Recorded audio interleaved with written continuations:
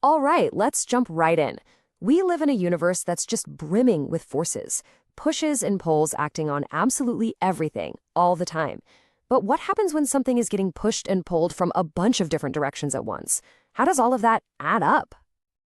To make this real, imagine one tiny little electron. Now, picture it getting totally surrounded by other charged particles. Some are pushing it away, others are pulling it in. With all these different signals, how on earth does it figure out which way to go? It sounds like chaos, right? Well, the answer is surprisingly simple and honestly pretty beautiful. So, before we can even begin to understand what happens in a crowd, we've got to understand a simple one-on-one conversation. And in physics, that means we have to start with the most basic interaction there is, the force between just two charges. And that simple conversation is governed by one single, incredibly powerful rule, Coulomb's law. This is our foundation. It's the formula that tells us the exact force between any two charges. And it all comes down to a couple of key things. The force gets stronger if the charges are bigger, and this is the really crucial part, it gets way, way weaker the farther apart they are. It follows a special rule that you see all over physics. And when you get right down to it, this interaction has only two possible outcomes. It's that simple. If the charges are opposites, a plus and a minus, they pull together, they attract. And if they're the same, both positive or both negative, they push each other away, they repel. That's it. Every single complex thing we're about to talk about is built from just these two basic ideas. Okay, so the one-on-one interaction is pretty clear. But let's be honest, the universe is rarely that neat and tidy. So let's see what happens when things get a little more crowded. What happens when a third charge decides to join the party? With just two charges, everything is beautifully simple. There's one force, one straight line between them. It's a single push or a single pull that we can calculate perfectly. No problem. But watch this. Now we add a third charge into the mix, and all of a sudden, our original charge has a problem. It's not just dealing with one force anymore. Now it's feeling a push from the first charge and a completely separate pull from this new one. It's being pulled in two different directions at the exact same time. And that brings us to the big question. What's the real force here? Does our charge just average them out? Does the stronger force just win and the other one gets ignored?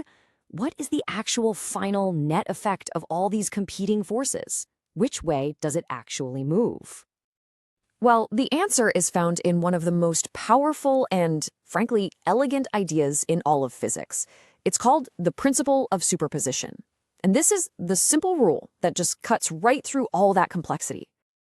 Okay, so the textbook definition says that the total force on any given charge is the vector sum of all individual forces exerted by other charges. Now, that phrase right there, vector sum, that is the absolute key to everything. We're not just adding up numbers, we're combining forces that have both strength and direction. So here's what that really means in plain English. The force between, say, charge A and charge B has no idea that charge C even exists. It's like they're in their own little bubble having their own private interaction. And the same is true for the force between A and C. Superposition just tells us to figure out each of these separate one-on-one forces first, and then simply add them all together to get the final answer. This principle gives us a super clear step-by-step game plan. It's like a recipe. First, you just focus on one pair of charges. Pretend nothing else exists. Then you calculate the force between them.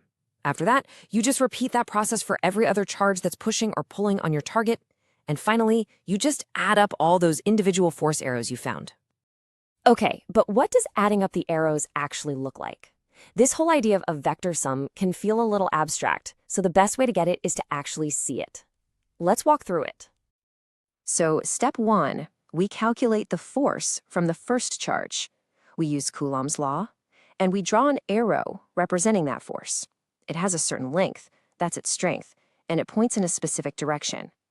Let's say it's pulling our charge up and to the right. Next, we completely ignore that first arrow for just a second. We hit pause on it, and we calculate the force from the second charge. Let's imagine this one is pushing our target straight to the right. So now we have a second arrow. And now for the cool part. To add them together, you take the second arrow you drew and you move it so that its tail starts at the tip of the first arrow. The final net force is a new arrow you draw from the very beginning of the first arrow to the very end of the second one. That new arrow, that's your answer. That's the real direction and strength of the force. If that's still feeling a bit abstract, think about it like this. Imagine you're standing outside, and a gust of wind blows from the west, pushing you eastward. At the exact same moment, another gust blows from the south, pushing you northward. Well, you're not going to fly just east, and you're not going to fly just north. You're going to get pushed northeast. That combined push, that's the net effect. That's a vector sum.